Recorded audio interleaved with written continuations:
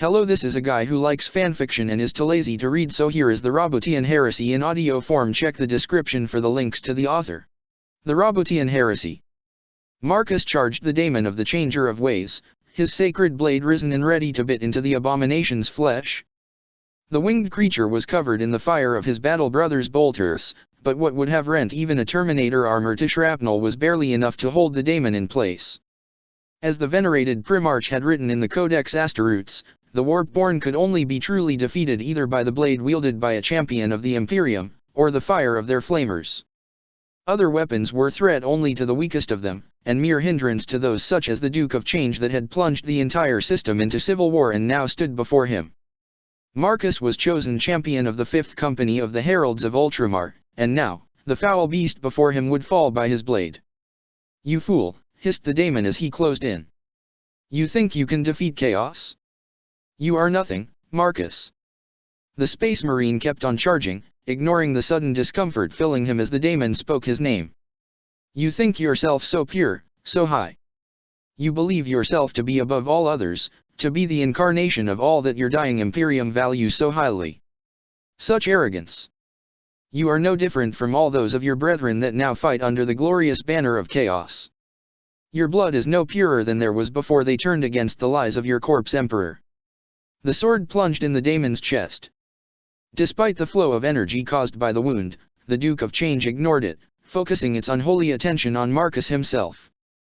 The herald spat at the daemon's face, watching the acid biting into its flesh with unnatural vapor.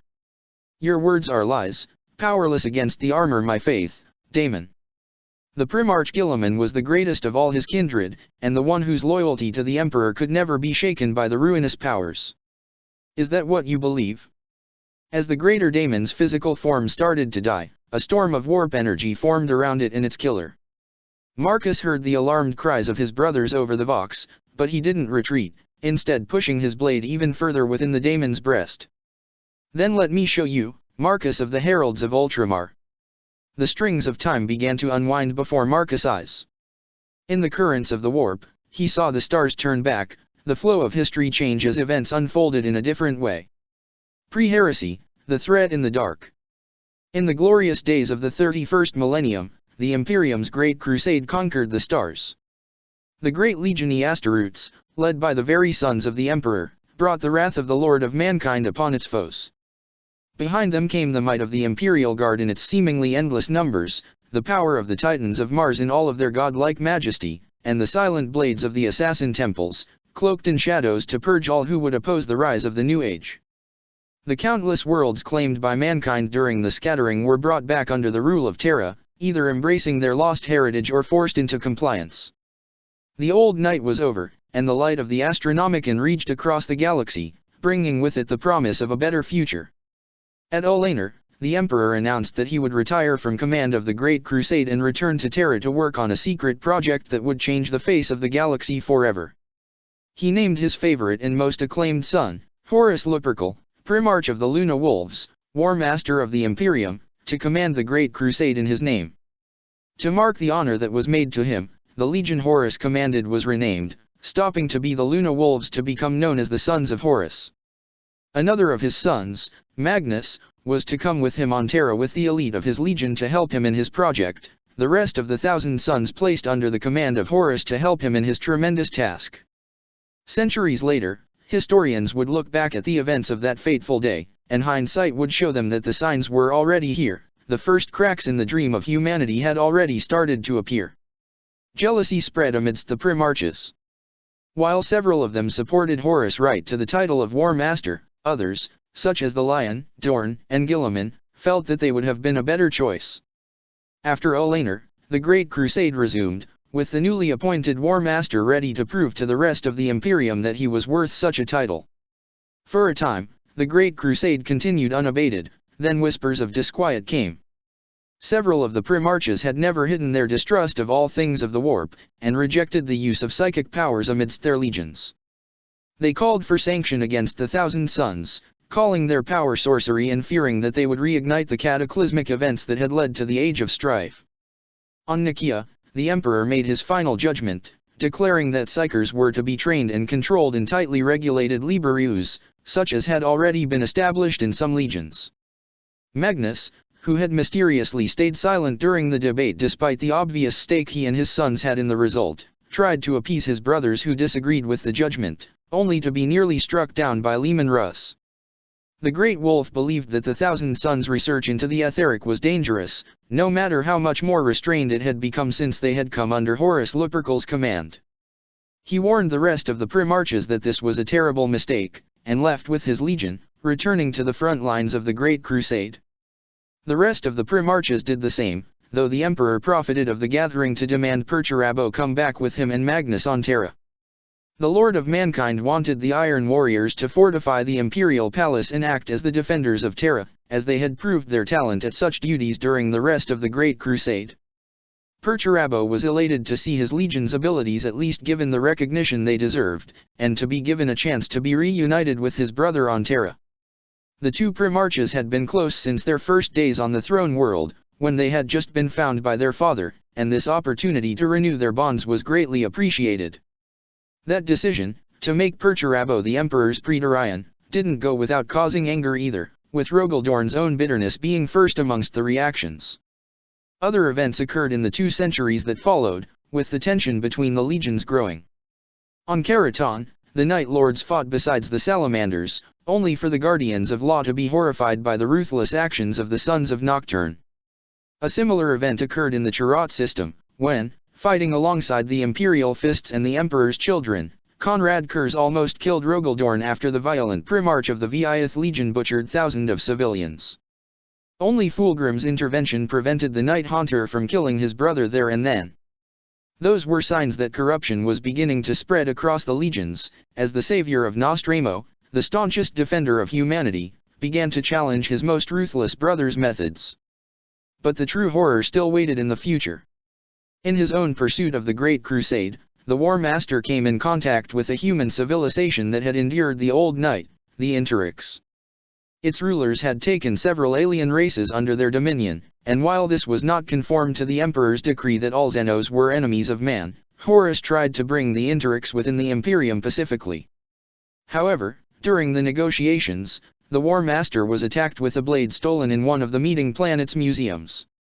The Kindbrach weapon brought Horus down with a poison of terrible potency, one that the apothecaries of both the Sons of Horus and the Thousand Sons were unable to cure.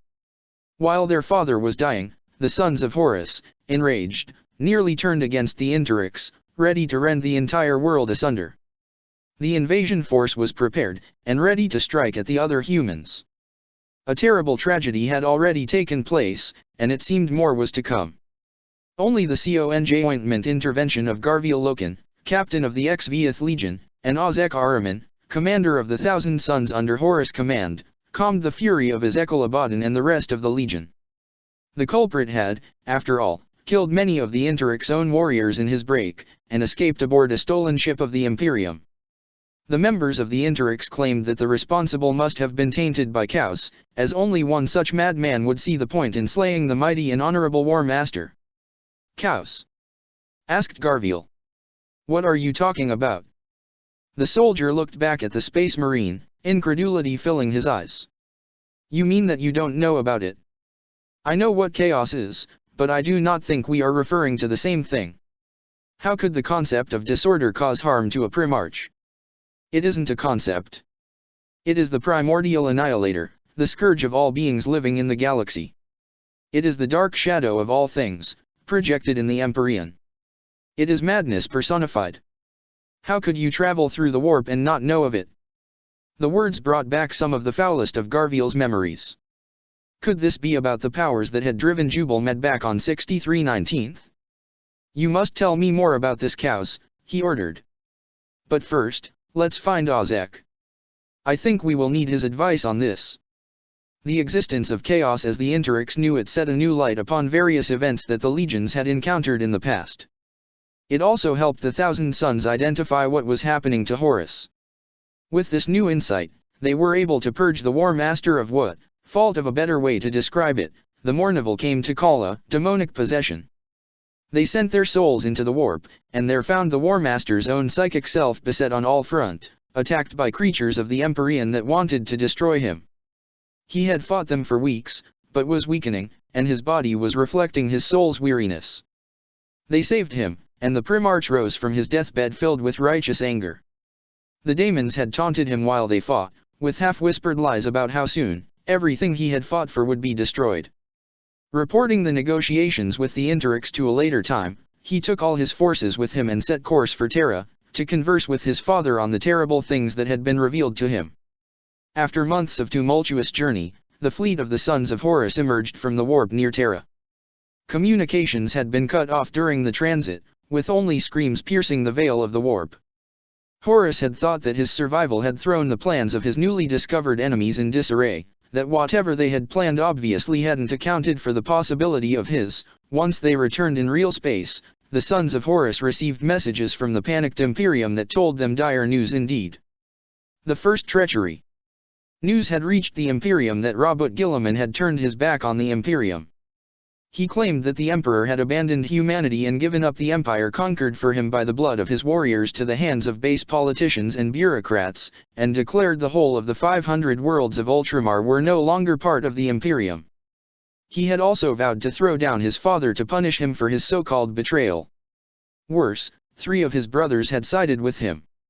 Sanguinius, Ferrus Munnus, and Rogaldorn had been part of this treachery, and, alongside with Robout, had purged their own legions of those who would have remained true to their oaths on the killing grounds of Istvan. If not for a single ship that had escaped the slaughter, the Imperium might not have known of the rebellion before the traitors' next strike. As it was, the Imperium still had a chance to strike back, to destroy that rebellion and bring the traitor legions to heel before the poison of Guilliman's treachery could spread. Robout. Wise Robout. Robout with his scratching quills and his plans and his hope. Too understanding. Too strong. Too damn perfect. I wish I had seen it before it was too late. War Master Horus. Horus met his father within the newly fortified walls of the Imperial Palace, and they agreed that this bore the mark of chaos, though the Primarch of the Sons of Horus still felt bitter about the Emperor hiding such a threat from him.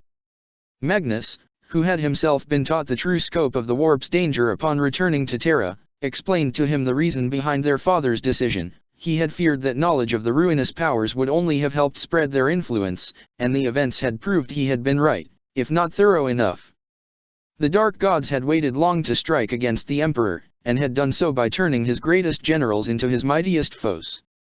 Rumors and heretical writings pretend that Horus was once the target of their dark plots, but that the presence of the 1,000 Sons at his side forced them to reconsider. Seeking a new champion in the material realm, their choice settled on Robout Guilliman. The Primarch of the Ultramarines commanded the most numerous legion, and ruled over hundreds of worlds already.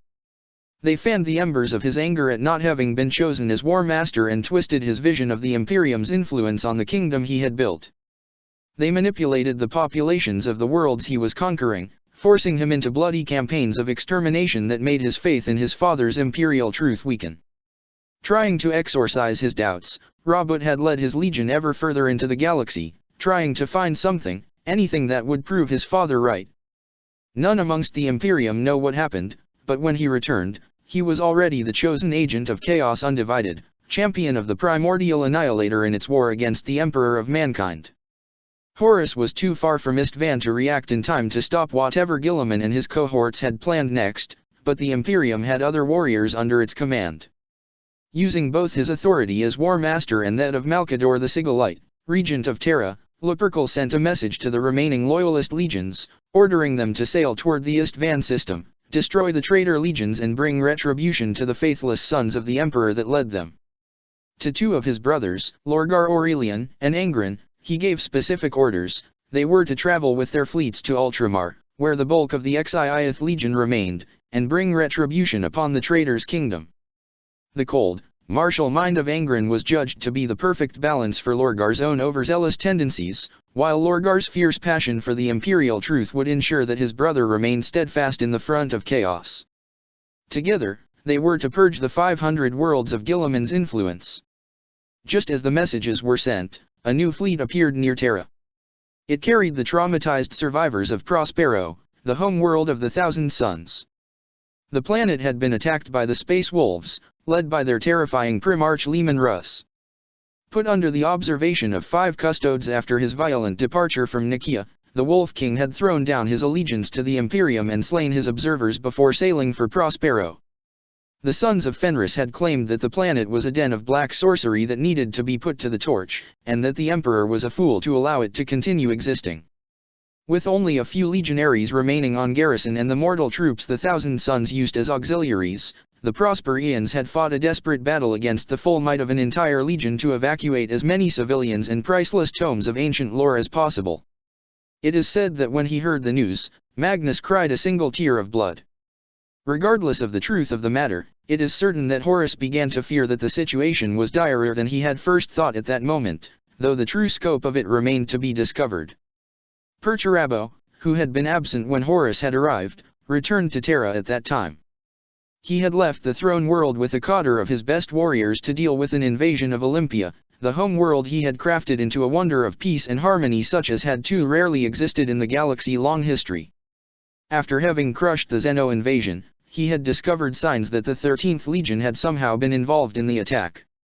At first, the Lord of Iron had dismissed such claims, seeing them as attempts from the Zenos to seed dissension in the Imperium. Once he arrived on Terra and learned of Guilliman's treachery, however, the truth was revealed. The whole thing had been a ploy to keep him from going to Istvan, perhaps even to kill him. But the assassination attempts that had targeted Perturabo during the campaign had all failed, and doubtlessly the legions who had been able to go to Istvan would be enough to destroy the traitors. 7 legions arrived at Istvan. First came the dreaded warriors of the Death Guard in their full strength, led by their Primarch Mortarion. Next came the ships of the Night Lords, with Conrad Kurz himself leading them. The Primarch of the VIIth Legion was in a dark mood, as the visions that had plagued him since childhood finally came true, albeit in a different fashion than what he had expected. The Night Lords hadn't brought all of their forces. Conrad claimed that most of his troops had been already engaged when the order to muster for Istvan had come, and he hadn't wanted to wait, instead gathering a quarter of his legion and bringing them with him. After them arrived the fleet of the Dark Angels of Lionel Johnson, returned from their mysterious wars in the Ghoul Stars, followed by Fukin and his army of red-eyed devils. The XIXTH Legion, the Raven Guard, arrived after them, its ships filled to the brink with the numbers of the second most numerous legions after the Ultramarines, thanks to the genetic expertise of the rulers of Kievar, Coryx's home world. There had been whispers that the work of the Raven Lord upon his own gene seed bordered on the heretical, but in the face of Guilliman's treachery, those accusations were put aside. From the void, its arrival unexpected even by the countless astropaths and navigators already in the system, the Alpha Legion appeared, joining the rest of the fleet. Alpharius, the secretive Primarch of the 20th Legion, met his brother Conrad aboard the labyrinthic deefts of his battle barge, the Beta. None know what words they exchanged in that meeting, the first between the two brothers since Alpharius had first been found by Horus. The White Scars arrived last, having sailed at full speed from the distant stars of the Kondax system. The Khan had apparently been wounded in battle against the Orcs, and didn't meet his brothers in person, though he promised he would be part of the assault by the intermediary of his representative, Hasek Khan. When the loyal legions emerged from the warp, they discovered that the fleet of the traitors had mysteriously vanished, while communications from the surface of the system's 5th planet made clear that the traitor Primarches and their forces were still on Istvan V. Fearing an attack in their backs while they were occupied on the planet, they spread their combined fleets across the system while gathering their forces on the main vessels. It was decided that 3 of the legions would strike first, securing a landing zone for the rest of the loyalists. Mortarion, Conrad Kurz, and Alpharius volunteered for this task. Mortarion claimed that his Death Guard were best suited for such brutal fighting as was expected on Istvan V, while Conrad Kurz said nothing of his motivations. Alpharius didn't need to explain why he wanted to go first, all knew the old rivalry that had existed between him and Guilliman. The 3 Primarches made planetfall with their troops first, the skies of Istvan V burning with drop pods and artillery fire. Hundreds of legionaries died before even touching the ground. Then they deployed, engaged the foe, and the slaughter begun. The warriors they had once called brothers were hideously deformed, twisted parodies of the paragons of honor and virtue they had once been. The Ultramarines had debased their armor with sigils that made the eyes of those pure of heart want to scream in agony, and walked to war with unholy monsters at their side, creatures that, to the Loyalists' horror, were wearing fragments of armor bearing the insignia of the 13th Legion. The Imperial fists fought with reckless fury, barely maintaining any form of cohesion. At the vanguard of the traitors, they reveled in the butchery, laughing as they killed just as much as when they were finally slain.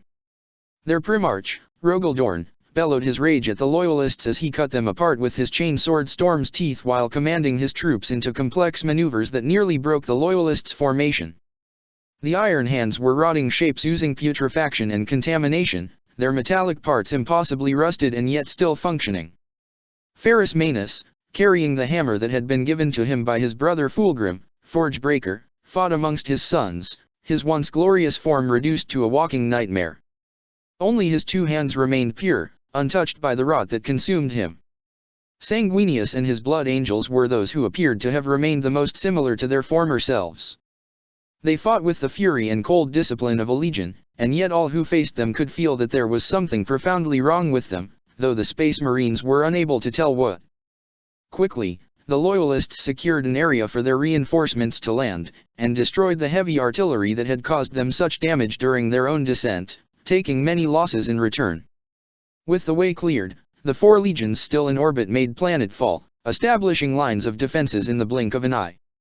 Battered from hours of battle, the three legions started to withdraw toward their allies' defensive positions. And then, the Dark Angels, White Scars, Salamanders, and Raven Guard opened fire on them. Mort Arian was running, moving faster than he had in all of his life. All around him, his sons were dying under the Ultramarines' fire. Before him, the lines of the Dark Angels were waiting for them. He opened a Vox channel, trying to contact his brother's troops. "This is Mort Arian of the Death Guard. Dark Angels, give us covering fire. Damn you, help us, you cowardly." The words died on the lips of the Primarch when the Dark Angels did open fire. To his horror, however, that fire wasn't aimed at the traitors behind him. It was targeting his own sons. The treachery of the four legions of the second wave was devastating. Thousands of Astaroths were slain, and the Primarch of the 8th Legion, Conrad Kurz, died in battle against his brother Fukin. The few Night Lords who escaped the carnage told that their father killed Fukin many times, but that the black-skinned Primarch kept on rising, his wounds healing as if under the action of some sorcery. Regardless of the truth of that story, the Night Haunter's sacrifice bought time for the broken forces of the three legions to reach their own transports and escape. While some records indicate that Alpharius was slain during the battle, the Primarch was seen again in the next stages of the heresy.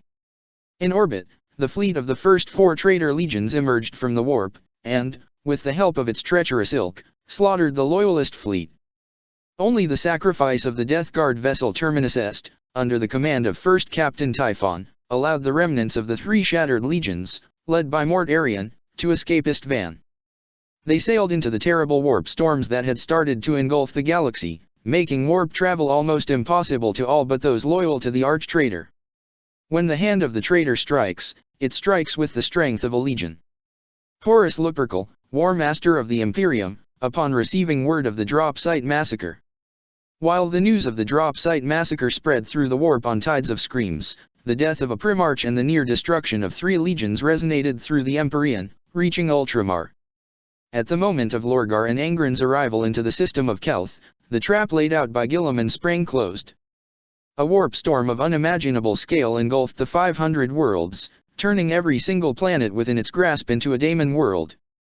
This ruin storm, as it came to be known, was the result of years of planning, the careful spreading of chaos cults and the culling of those of the Ultramar denizens who refused the new faith brought by Guilliman. Worse, there were no Ultramarines within its confines, save a token force left as a sacrifice to activate the spell. The true strength of the 13th Legion was elsewhere, hidden in the warp, and already returning to their Primarch to help his march to Terra. A last message from the two Primarches pierced the veil of darkness, claiming that they would return. No matter what, Lorgar and Angren swore, they would come to their father's help. The astropathic message they sent carried the will of two sons of the Emperor with it, and it passed through the increasing warp storms. With three legions broken at Istvan and two stranded at Ultramar, the fate of the Imperium seemed dire indeed. Then, to make matters worse, word came that the Lemon Russ had cast his lot with Robut, as only him would forgive Lemon's attack of Prospero. The Wolf King had scattered his legion into 13 great companies and placed 12 of them under the command of his most trusted sons, while he followed his brother Lionel Johnson to some unknown destination with the 13th. Gilliman led the bulk of his forces to Terra, conquering or destroying each system in his path so as to avoid being struck in the back at the crucial moment, while the rest of the traitor Primarches spread to pursue secondary objectives, waiting for the time to reunite with their leader. The 3 Primarches on Terra, Horus, Perturabo and Magnus, knew that their treacherous kind would attack the throne world eventually, and prepared for the inevitable. They called for the rest of their legions that had been spread across the galaxy and the countless millions of human soldiers that still remained true to their oaths, and prepared to fight to the last man. All knew that the war had to come to Terra eventually, for only from the throne world could the Imperium be directed. The march to Terra. As Gilliman advanced toward the Sol system, battle unfolded across the galaxy. Entire systems had to decide whether to stay true to the Emperor or turn to the side of the Ultramarines. Facing the might of the 13th Legion and its allies, many chose the way of cowards and bowed before Robout's armada. But many others stayed loyal, and prepared to fight to the end. They weren't alone in this endeavor. Night Lord's splinter fleets appeared to strike at the traitors, coming apparently out of nowhere before returning to the shadows. The 8th Legion led a long, grueling campaign of guerrilla. It appeared to the traitors' commanders that Kurz had foreseen part of the events of Istvan, and prepared his legion to the eventuality of his own death. Under the command of Savator, first captain of the Night Lords, they had separated in hundreds of warbands that inflicted untold damage upon the traitors' war effort. Acting independently, they crippled entire fleets and helped turn the tide of many battles, slowing the advance of Gilliman. Mort Arian led the survivors of Istvan V straight to Terra. On the way, warriors from the Alpha Legion hit on worlds that were sure to be targeted by Gilliman's forces in order to help the soldiers of the Imperium with their unconventional tactics, which had proved efficient on many battlefields and utterly incomprehensible to the Ultramarines' minds. The traitor legions each pursued their own objectives. The White Scars, whose Primarch hadn't been seen since his fight at Istvan, waged a shadow war against the Night Lords and Alpha Legionaries, hunting them down with their superior numbers, but taking heavy casualties for each outpost of the Shadow Legions that they destroyed. The Blood Angels hit heavily populated worlds, leaving no survivors behind them. No word escaped from these doomed planets after the Angels' arrival, and what occurred on their soil was only revealed later in the Heresy. The Imperial Fists attacked fortified world after fortified world, basing their choice of target not on their strategic value but on the challenge they would represent, seeking to ever increase their level of martial and tactical prowess. The Salamanders brought dozens of worlds to heel, forcing them into submission to Fukin and through him to Gilliman. The Sons of Nocturne were especially targeted by the Night Lords, in revenge for the murder of Conrad Kurz, but despite the best efforts of the 8th Legion, many billions were forced to pledge fealty to the Black Dragon. Korix led his forces back to his own home world and destroyed it, slaughtering the Techno-Lords of Kievar who had experienced on the Primarch when he was still an infant, before the Emperor found him and rescued him from their claws. From his fortress on the moon, he rained bombs on the Loyalist factories below, before attacking at the head of his bestial legionaries to annihilate the survivors himself. Of the Dark Angels and Space Wolves' activities during that somber period, almost nothing is known. The companies unleashed by Leman Russ found their way to the side of other forces, or raided Imperial settlements with little cohesion in their actions. When Lionel Johnson reappeared, he stood alone, without his brother, the fate of which he refused to reveal to any save Gilliman himself. The Primarch of the Dark Angels had been greatly changed by whatever ordeal he had been through. He was now a Prince of the Warp, crowned by one of the Dark Gods themselves as its champion and herald upon the material plane. He was first seen after that transformation on a planet whose name has been lost to the ages. When Magnus received the reports from the terrified Imperial forces, he claimed that their brother was dead, and that in his place lived a creature of Tziench, the Chaos God of Change. After that first conquest, the Dark Angels sailed toward Caliban, homeworld of their Primarch. No records exist of what happened there, but it reduced the once verdant planet to a barren core of rock. Magnus could see it with his unique eye. It was a giant surrounded by fire, wielding 2 blades, the lion sword with which he had fought during the Great Crusade, and a sword of Zeno's origin that was imbued with the power of death over all whose name it knew. He could see the myriad futures open to it, and the one path it would choose. Luther, breathed the Cyclops as the terrible vision faded. We have to warn him. Guilliman sent many agents looking for signs of the Emperor's children. The Third Legion had vanished from the stars, and even the dark allies of the arch-traitor in the warp couldn't trace them. That lack of information slowed the Ultramarines even further, as they began to see Fulgrim and his warriors in every shadow in addition to the Night Lords. But, despite the unceasing search for any sign of the Phoenician, Guilliman's spies found nothing. Even his most secret contacts among the Loyalists didn't know anything. It was as if the Emperor's children were simply gone. In the system of Sol itself, war raged as well. Mars was torn by conflict between the Tech Lords, the different forges of the Red Planet choosing their side in the Civil War. Perturabo sent one of his most trusted warsmith, the Triarch Barban Falk, on Mars. His mission was to secure the weapons and armor the Loyalists would need. By the time he arrived, however, the Red Planet was a ruin, with Loyalists and traitors fighting amidst the wreckage of mankind's greatest industrial success. Supplies would be impossible to secure until the traitors had been defeated, and Barban Falk proceeded to do exactly that. The horrors of the Martian War are little documented, for the survivors of it refused to speak of the terrible things that happened there. As the heresy neared Terra, the Ultramarines found a fortress of the Alpha Legion upon the world of Escrator, commanded by Alpharius himself. So close was that planet from the 500 worlds that Guilliman temporarily abandoned his command of the rebellion's spearhead to travel there with a full quarter of his legion, determined to crush his brother once and for all. While Guilliman later claimed to have slain Alpharius in personal combat, the exact events that occurred on the surface of Escrator are uncertain, and it is said that the Primarch of the Alpha Legion reappeared later on Terra, asking the Emperor's help in rebuilding his decimated legion. Regardless of the truth, with the possibility of the Alpha Legion coming to the aid of the two legions trapped within the ruin storm taken care of, the Ultramarines reunited with the Iron Hands, who had directed the advance toward Terra in Guilliman's absence. With two full legions once more gathered, the Loyalist planets fell one by one, until nothing remained to stop the advance of the traitors toward Terra. The Siege of Terra. 4 Primarches stood on Terra with their sons at their side, ready to meet the traitors and send them into oblivion. As the fleet of the traitors emerged, the final battle for the fate of mankind began. Thousands of ships had been gathered by both sides, but even as they exchanged fire with weapons powerful enough to break a planet apart, the commanders of the vessels knew that the true battle would be decided upon the world below.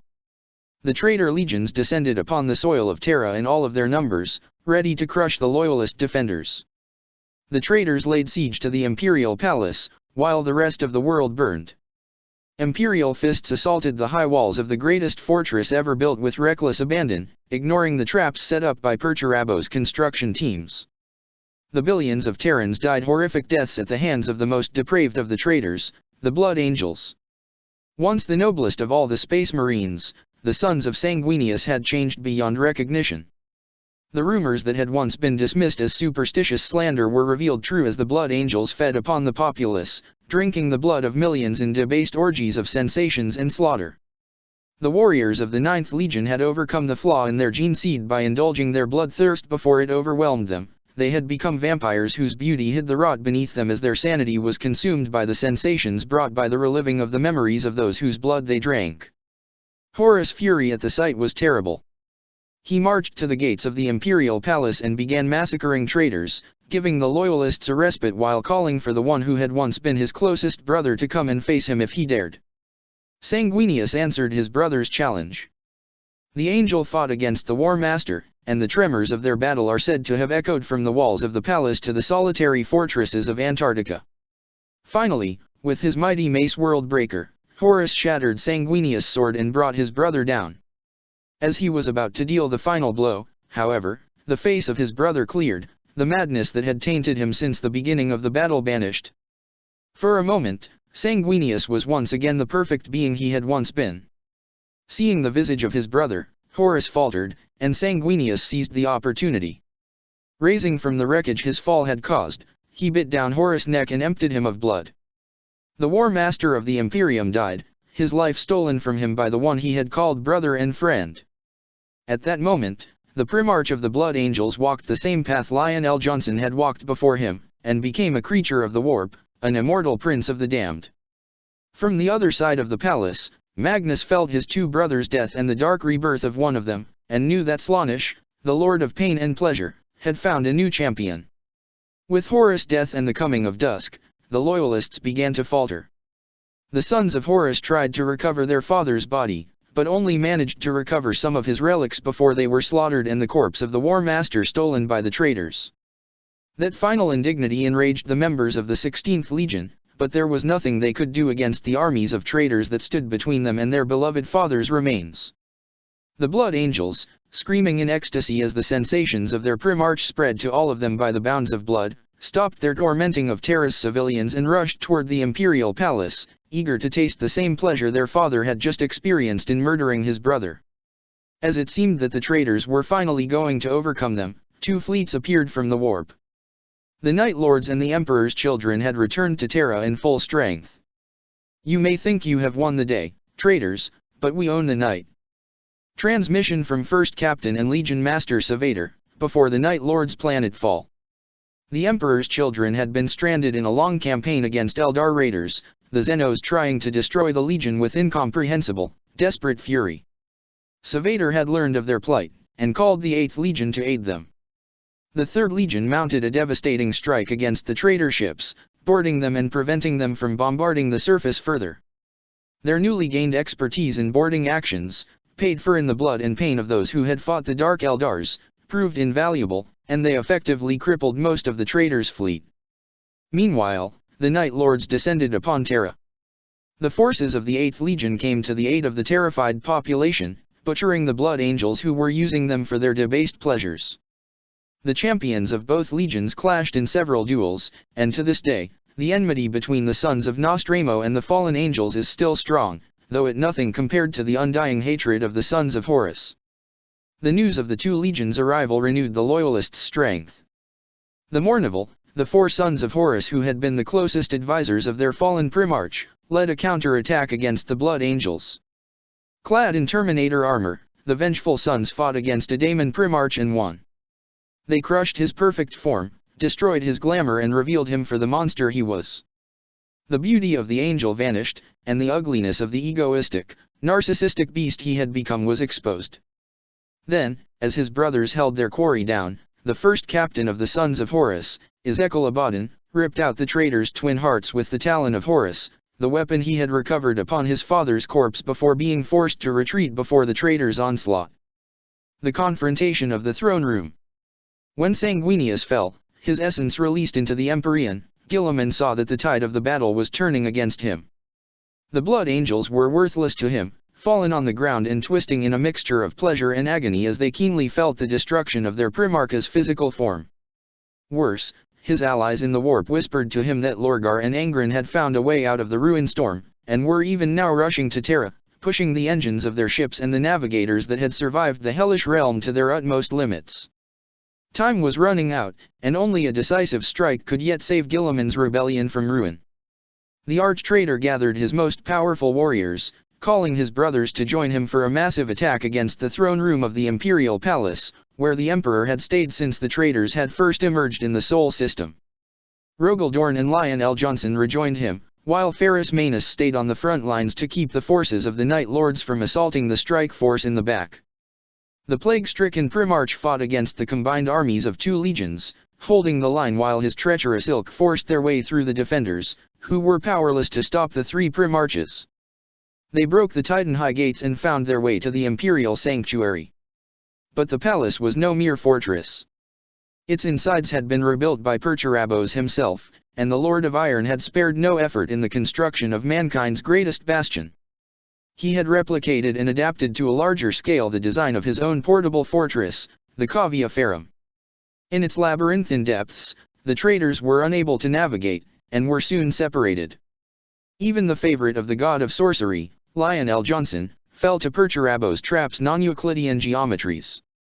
The Daemon Primarch of the Dark Angels came to face the one being on Terra besides the Emperor that stood a chance against his foul powers, Magnus the Red.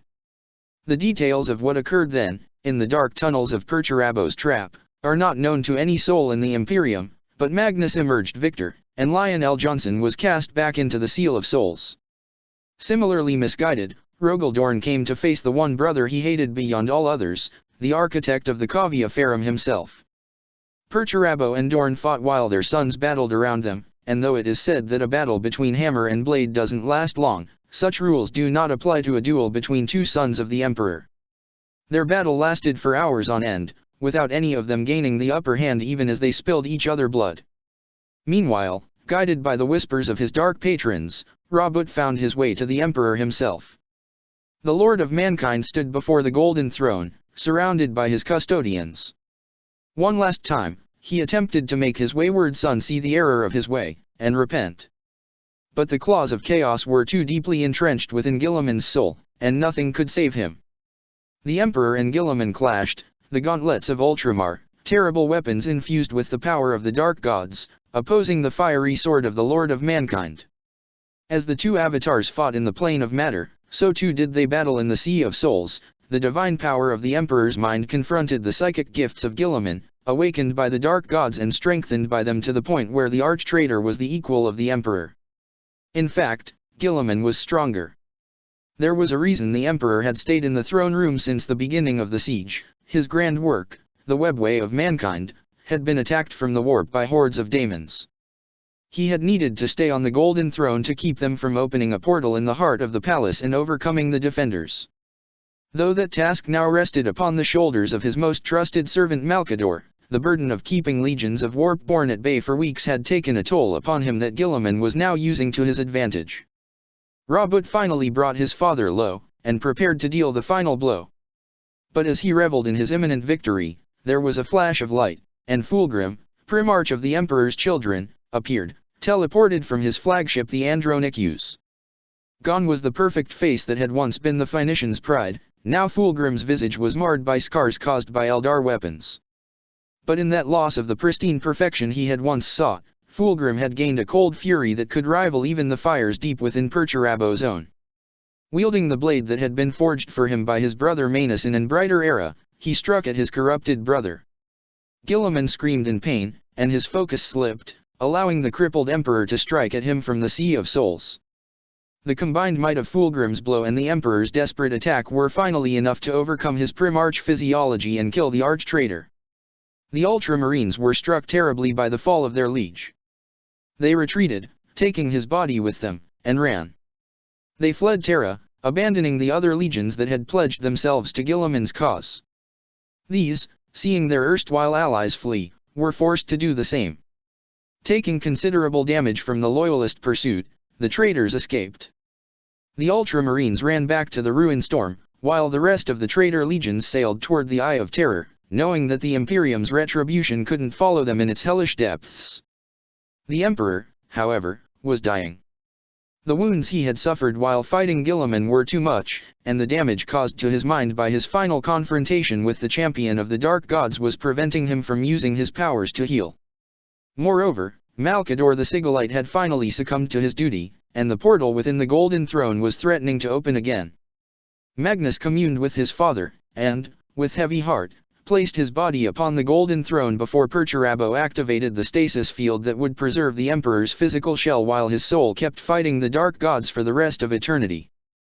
The Lord of Mankind became one with the light of the Astronomicon, and 1,000 souls are sacrificed to him each day so that he may continue his endless vigil. The Roboutian Heresy was over. Now, the long war to purge the galaxy of the traitor's foul presence could begin. The Long War. With the Emperor now lost to his subjects, his heir Horus dead and his most precious aide the Sigillite reduced to thin dust by his ordeal on the Golden Throne, a new order was needed if the Imperium was to survive the fallout of Guilliman's madness. The 4 members of the Mournival, seeing the very real possibility of the Imperium collapsing under its own weight, rose to bring back together its fragmented pieces. Possessing together the same gift for diplomacy and tactics their father had been so gifted for, they were able to create a new Council of Terra, with men and women who had proved their worth during the heresy. With the guidance of the Primarches, they set about rebuilding the Imperium and its armies. The pursuit of the traitors was a priority, and mighty fleets were sent against the traitor legions, but they were untouchable within the confines of the warp storms where they had made their lair. Unable to pursue, the Imperium built great fortresses and lines of defenses around these pits of damnation, and while it wasn't enough to stop small groups from going in or out, it was enough to stop any massive incursion. Perturabo himself supervised both of these rings of survey, and called them the Iron Cages. Despite the cowardly retreat of the traitor legions, countless worlds remained in rebellion, with isolated Chaos Marines amongst their ranks. One by one, these planets were reclaimed for the Imperium, with those who had been the home world of the traitor Primarchs often utterly destroyed, or, at the very least, every trace of their past erased. The purge of the Imperium lasted for several decades, a long and grueling conflict that was made all the more painful by the inner tensions remaining within the Imperium. The humans who had once worshipped the Space Marines as paragons of virtue and loyalty now looked upon them with fear that they, too, may one day turn against the Imperium. To ensure that nothing like the heresy could ever happen again, the Astaroths gave up much of their authority over the mortal components of the Imperium's armies, collaborating with them instead of ordering them around. From now on, the meaning of the title of War Master wasn't the same, a fact that irked the sons of Horus to no end, but even the proud members of the 16th Legion admitted that none of them could bear the same mantle their dead father had anyway. The new War Masters would not be given control of the entirety of the Imperium's forces, but instead be named for specific theaters of operation, and would relinquish that title when their objectives were achieved. Only an individual such as Horus Lupercal could be trusted to bear such a burden without end, and in his absence, it fell to lesser men to guide the Imperium toward glory and victory. To continue the fight against the corrupting influence of chaos, the Ecclesiarchy and the Inquisition were formed. While the Ecclesiarchy initially rose as an unofficial organization, it soon acquired so much support that unifying it and giving it an official existence was the only way to prevent the return of the wars of religion that the Emperor had fought so hard to banish to the darkest parts of mankind's history. Despite the opposition of Lorgar, the new religion worshipping the Emperor became the official faith of the Imperium, as it was judged better for the people of the Imperium to worship him rather than fall to the worship of other divinities. The Inquisition was a much more planned existence. It had been first thought of by Malcador when news of the heresy had reached Terra. The Sigillite had gathered men and women of valor and unwavering loyalty, who would hunt down and destroy the seeds of treachery in the Emperor's name. Since this organization had been founded with the Emperor's blessing, the legions accepted its rise to power with much more grace than they had the Ecclesiarchy, even when some inquisitors started to watch the Astaroths for signs of corruption. As unsettling as it was for the Space Marines to be under suspicion, they understood that they too were fallible, as Guilliman had proved, and needed to be watched. A special order of Astaroths was founded, owing its allegiance to the Inquisition only, the Grey Knights, of whom very little is known outside the walls of their fortress on Titan. Besides the heretics who rose from within its own ranks, the traitor legions also remained a constant threat to the Imperium. Two of them, the Space Wolves and the White Scars, scattered across the galaxy in hundreds of warbands, intending to raid the worlds of humanity for spoil and sport. There is little reason behind these two legions' actions beyond that of vengeance and survival, and the fact that their Primarch have not been heard of in 10,000 years continue to torment archivists and tacticians alike, for if they were to return, there is no doubt that Leman Russ and Jagatai Khan would be able to unite these disparate elements into truly fearsome forces. Without the lead of their Primarch, the Ultramarines broke apart within the ruin storm. Dozens of warbands calling themselves chapters rose from the breaking of the Legion, each claiming part of the former 500 worlds as its domain. Interrogation of prisoners from this region of space indicates that the members of the 13th Legion endlessly fight against each other.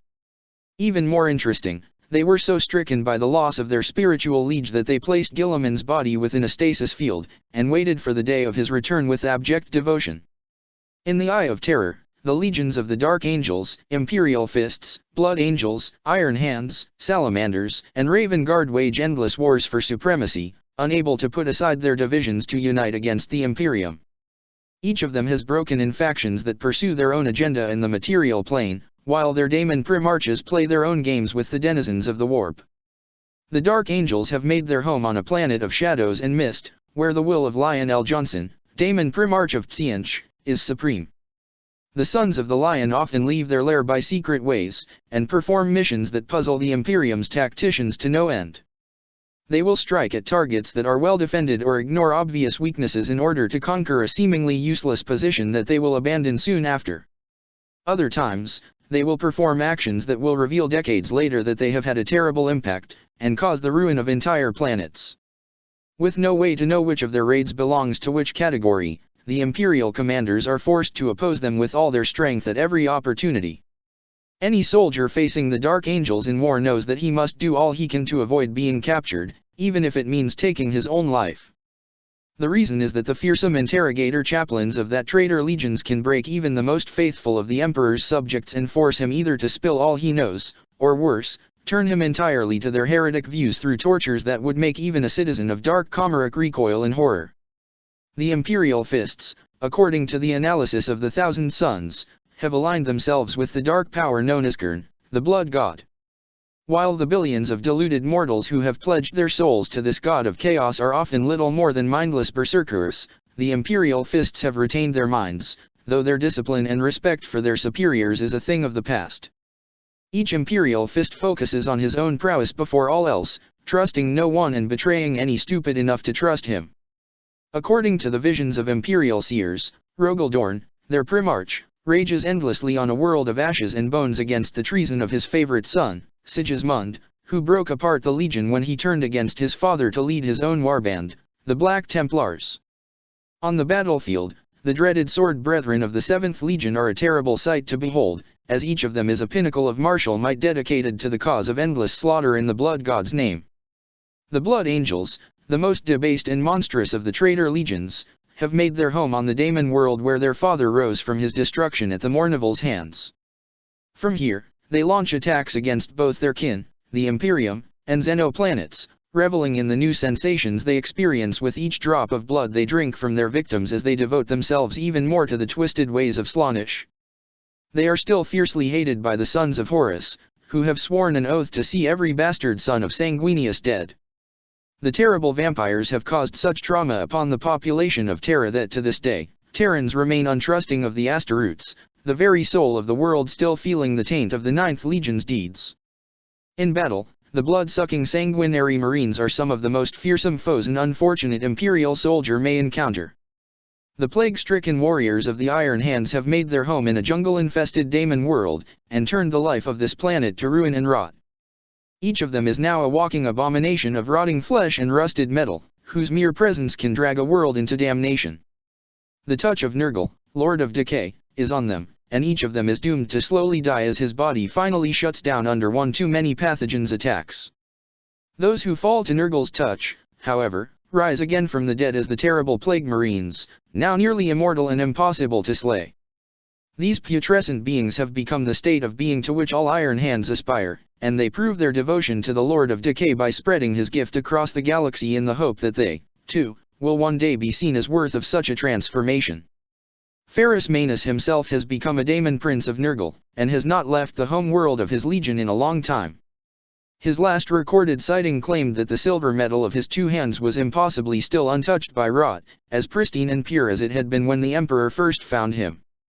The Salamander's Primarch, Fukin, led a succession of raids during his retreat to the Eye of Terror. Allegedly, the 18th Legion plundered 1,000 worlds on its way, taking riches and slaves with them. As a reward for such an act, Fukin ascended to become a Daemon Prince of Chaos Undivided. The few psychers who can manage to scry his domain in the Eye of Terror without going insane tell that he has become a giant black dragon, sitting atop a mountain of plunder brought to him by his legion. He hasn't left his Daemon world in 10,000 years, either because he cannot due to his sheer size, but more probably because he has no inclination to, for the laws of physics hold no sway within the eye. Some of the salamanders have mutated to resemble their Primarch's appearance, becoming winged figures able, against all laws of aerodynamics, to fly for short periods of time. These dragon warriors are generally even crueler than the rest of their legion, and take great pleasure in hunting defenseless prey for hours before finally going in for the kill. The Raven Guard have made their home in a Daemon world covered in towers, where the mightiest of their numbers rule over their own warbands, occasionally leading a raid against a rival in the Eye of Terror or against the Imperium. Corax, Primarch of the Raven Guard, is reported to have become a Daemon Prince of Chaos Undivided, and was last seen on a raid upon the Imperial world of Hydra Cordatus, where he faced forces of the Iron Warriors and Alpha Legion.